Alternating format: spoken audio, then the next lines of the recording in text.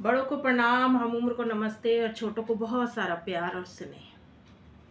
मैं बहुत दिनों से लगभग 2-3 दिन से ना इस टॉपिक पर बात करना चाहती थी। हालाँकि मैंने पहले भी इस पे वीडियो बहुत बनाए हैं 1-2, लेकिन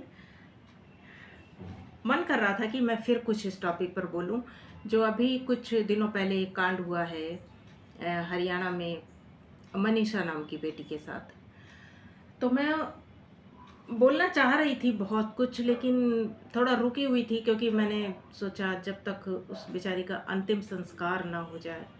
तो जब आज मुझे पता चला कि उसका अंतिम संस्कार हो गया है, भगवान उसकी दिव्य आत्मा को शांति प्रदान करे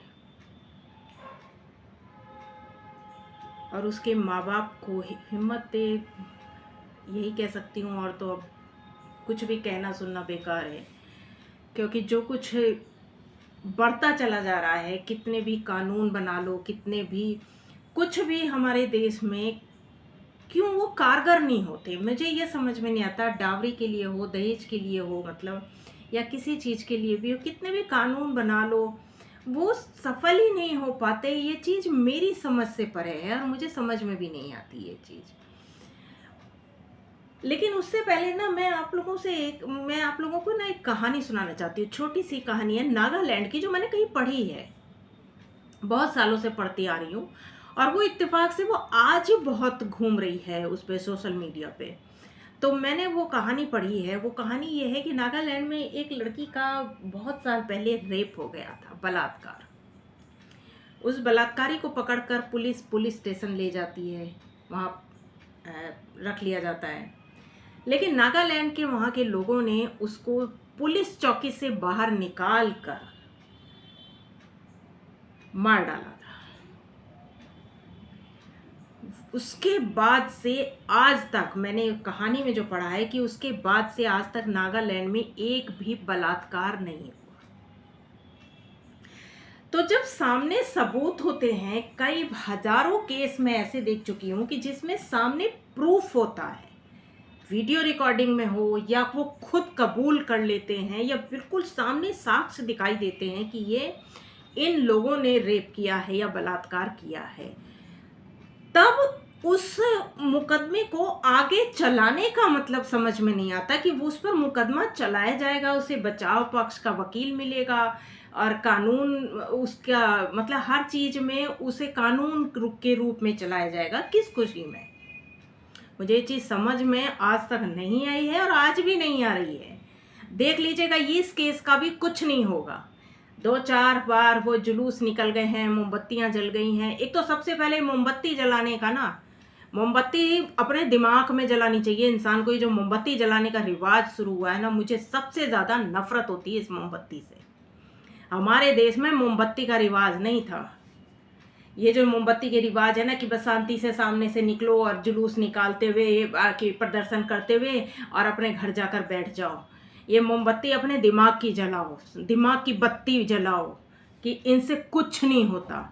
कानून अपने उसी हिसाब से चलेगा जो वो चलता चला रहा है बरसों से।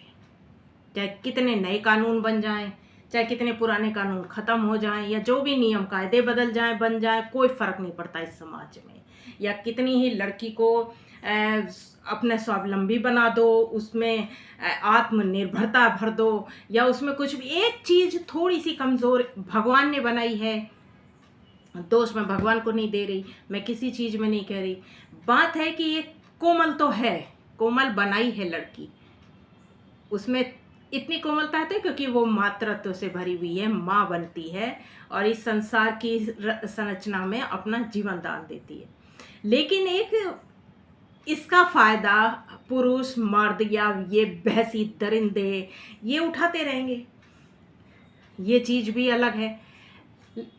मुख्य बात यह है कि अगर वो कमजोर है तो अपनी बेटियों को इतना इतना क्यों नहीं उसे सब कुछ सिखाते, सारी चीज़ें सब उसे पढ़ा रहे हो, लिखा रहे हो। मैं पेरेंट्स से कहती हूँ कि सब चीज़ें आज जगह जगह, हर बेटी को जूडो कराटे, हर बेटी को सब कुछ सिखाओ पढ़ाई के साथ, और सारी चीज़ें पीछे छोड़कर उसे आत्मरक्षा करने की सबसे पहले ट्रेनिंग देनी चाहिए। आज के ज़माने में, आज के माहौल में, जो आज एक बहुत अलग तरीके का माहौल फैला पड़ा है कि एक लड़की को बस इसी चीज़ के लिए देखा जाता है कि ये लड़की बस इस्तेमाल करने के लिए, इसके शरीर को नोच खा लो, और कुछ समझ में नहीं आता। उसको कभी भी एक इज्जत की नज़र से देखा, सड़क पे चलते हुए देखते ही नहीं कि ये लड़की है, इसे माल समझते हैं। हर लड़की को, हर एक के मन में यही आता होगा। मैं तो खुलकर बोलती हूँ कि हर आदमी, लड़का यही देखता है कि ये लड़की है, किसी को भी उसे इज्जत की नज़र से कोई नहीं देखता होगा।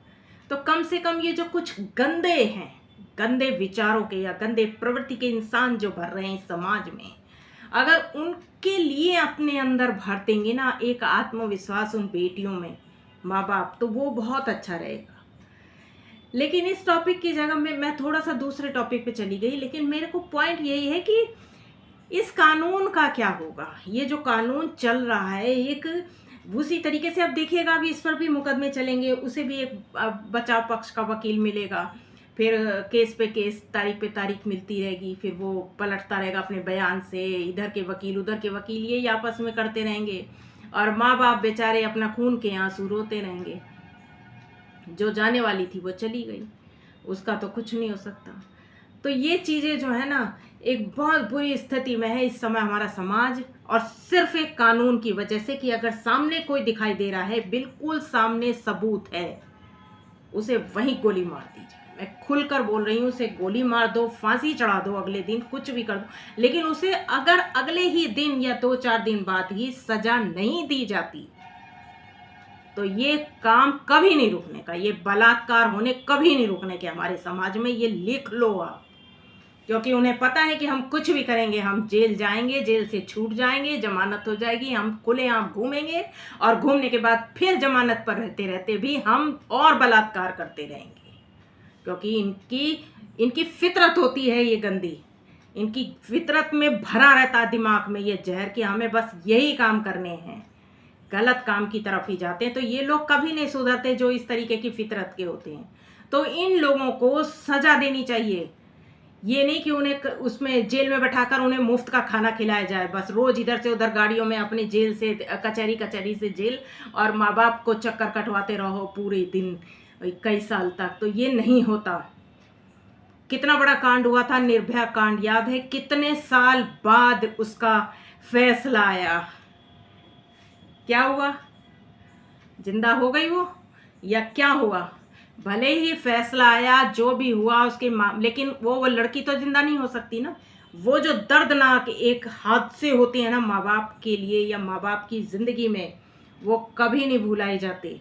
और ये हादसा, अगर वो बेटी कोई बच जाती है, सपोज करिए अगर आप किसी के साथ बलात्कार कर रहे हो, कर लिया और वो मतलब बच गई वो लड़की, कभी सोचा है कि वो जिंदगी भर रोज दिन भर अपने जिस्म, अपने शरीर को देखकर कितनी तकलीफ में जिएगी? तो सामने वाला जो बलात्कार करता है वो तो एक क्षण में भूल जाता है, उसको तो जमानत मिलेगी, घूमेगा फिरेगा, लेकिन जो जिंदा रह जाती है उसकी हालत कितनी बदतर होती है, रोज मरती होगी वो बेटी। कभी सोचते? ये समाज, ये कानून, ये हमारे कुछ सोच ही नहीं रहा, पता नहीं किस राह पे चलते चला जा रहा है। और 1-2 दिन कोई घटना होती है, 2-4 लोग इधर उधर जुलूस निकालते हैं, फिर बैठ जाते हैं, 2-4 लोग कुछ बोलते हैं, चलते हैं। मैं तो इससे ज़्यादा कुछ कर नहीं सकती कि मैं ना वकील हूँ, ना मैं पुलिस में हूँ, ना मैं कुछ हूँ। मुझे तो समझ में नहीं आता। मैं तो जो मेरी मन में आता है कि मैं बोलूँ, और मैं बहुत बोलूँ, मैं बोलती चली जाऊँ शाम तक। इतना मन करता है कई बार बोलने का कि बहुत गुस्सा आता है मुझे, लेकिन आवाज़ तो उठानी चाहिए। मैं थोड़ा बहुत कोशिश कर रही हूँ। मैं तो एक नॉर्मल हाउसवाइफ हूँ, मैं नॉर्मल बोलने लगी हूँ, आवाज़ उठाती हूँ। क्या आम लोगों के पास जो थोड़े थोड़े भी कुछ डिग्रियाँ हैं, वो वकीलों की या किसी की, वो कोई इस मुकदमे की या किसी चीज़ के खिलाफ आवाज़ नहीं उठा सकते? मेरी समझ में नहीं आता कि कोई भी अपने आगे किसी के बारे में सोचना ही बंद कर रखा है सबने। सब ये सोचते हैं बस आज कमाओ खाओ, हम क्यों बोले किसी के मामले में। जब तक खुद के घर में नहीं हो जाएगा तुम यही सोचते रहोगे। मुझे ये चीज़ समझ में नहीं आती कि मैं सिर्फ अपने ही बारे में सोचूं आज बस। ऐसा नहीं होता है कि बस जब तक हमारे साथ कोई हादसा ना हो हम ना बोलें, तो ऐसे तो ये समाज कभी भी ठीक नहीं होने का। ये समाज इस सोच के साथ तो कभी भी सुधरने के कोई चांस नज़र नहीं आने की। बस यही कहूँगी कि बदलाव लाना चाहिए, और बदलने के लिए इस सबसे पहले इस कानून को बदलना है। और इस कानून के खिलाफ तो मैं सिर्फ यही कहूँगी कि वकीलों को आगे आना चाहिए। सच में ये वकीलों को इन सब कानूनों के खिलाफ एक आवाज़ उठानी चाहिए। मैं सिर्फ यही कहूँगी, क्योंकि मेरी जो सोच अपनी है, जो मुझे पता है, जितनी मेरी सोच है। अब इससे ज़्यादा तो मैं और क्या कहूँगी कि भगवान उसकी पुण्य आत्मा को शांति दे और उसके माँ बाप को सहन शक्ति। और इससे ज़्यादा क्या कहूँ बताइए। बोलना चाहूँ तो मैं अभी बहुत कुछ बोलूँ, पर ये लग रहा है कि देखते हैं अब आगे क्या होता है। अब देखने के अलावा हम लोग और कर भी क्या सकते हैं। नमस्कार।